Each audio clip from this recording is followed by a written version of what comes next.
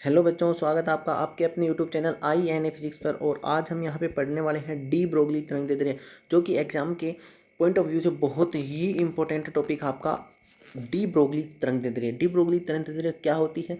D Broglie तरंगदैर्ध्य के ऊपर सीधा सा क्वेश्चन पूछा जाता है, उसके बारे में हम यहाँ पे डिस्कस करने वाले हैं। ठीक है, तो देखो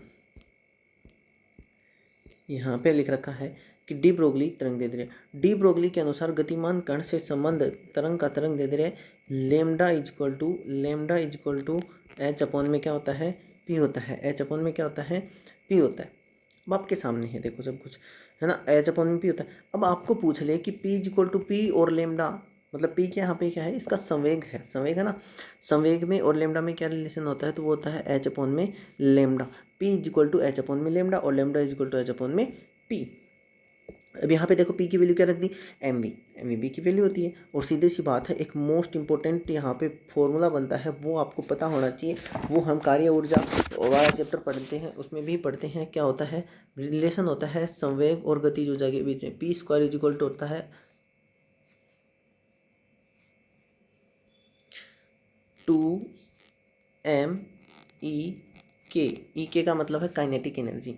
P square is equal to 2m ये होता है काइनेटिक एनर्जी, गतिज ऊर्जा और संवेग में रिलेशन।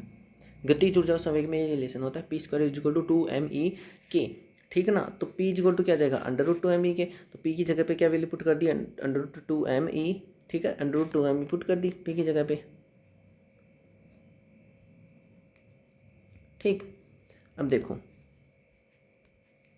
फिर इसने क्या किया, अब आपको बता रहा है कि किस कैसे कैसे ये एक दूसरे से रिलेशन रखते हैं। तो लेमडा यहाँ पे आपकी तरंगदैर्ध्य संवेग के व्युत्क्रमानुपाती होती है, वेग के व्युत्क्रमानुपाती होती है और गतिज ऊर्जा के भी व्युत्क्रमानुपाती होती है। तो ये आपका था रिलेशन, है ना। तो इस रिलेशन को आपको हमेशा याद रखना है कि पी समानुपाती होता है, व्युत्क्रमानुपाती होता है, पी के व्युत्क्रमानुपाती होता है, वी के व्युत्क्रमानुपाती होता है अंडर रूट ई के। ये सारे रिलेशन है गतिज ऊर्जा, संवेग, वेग और लेमडा का। ठीक है, देखो यहाँ पे लिख रखा है लेमडा क्या है, आपका प्लांक नियतांक है, एम है कण का द्रव्यमान, वी है कण का वेग, वी है कण का वेग और ई है किसकी, क्या है इसकी गतिज ऊर्जा। ई क्या है इसकी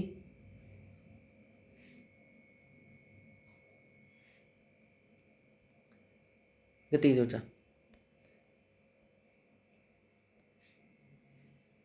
आगे देखो क्या है, सबसे सूक्ष्म तरंगदैर्ध्य जिसका मापन संभव है गामा किरणों की होती है।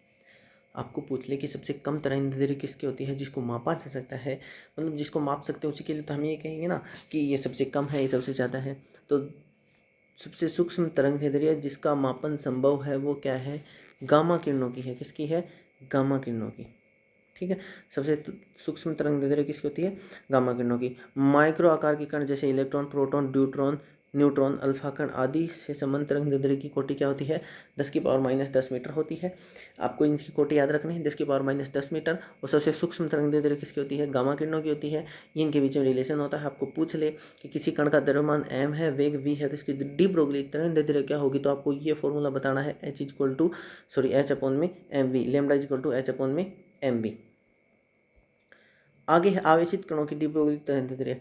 आपको देखा आवेशित कणों की डी ब्रोगली तरंगदैर्ध्य वी विभवांतर से त्वरित आवेशित कण की ऊर्जा is equal to 1/2 M V square, है ना। क्यू वी क्या है, यहाँ पे क्यू वी क्या है, ऊर्जा है। वी है यहाँ पे वोल्ट।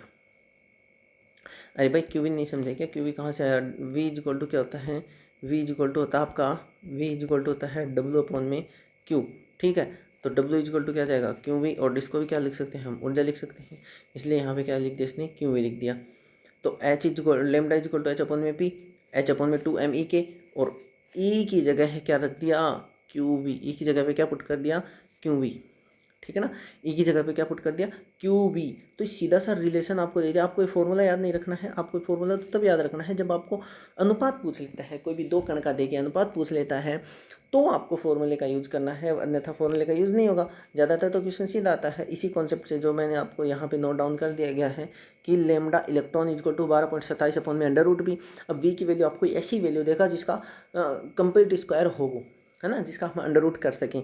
जैसे यहाँ पे 100 दे दिया, यहाँ पे 10,000 दे दिया, यहाँ पे 16 दे दिया, 25 दे दिया, ऐसी वैल्यू आपको देगा, है ना। ऐसी वैल्यू आपको नहीं मिलेगी जिसका आप अंडर रूट ना कर सको। ठीक है ना। तो 12.27 बटे अंडर रूट वी एंगस्ट्रॉन्ग और 0.286 अपॉन में under root V angstrom. Deuteron की हो जाएगी 0.20202 अपॉन में अंडर रूट वी एंगस्ट्रॉन्ग और लैम्डा अल्फा कण की हो जाएगी 0.101 अपॉन में अंडर रूट वी एंगस्ट्रॉन्ग। ठीक है ना। तो ये हो जाएगी इसकी तरंग दैर्ध्य।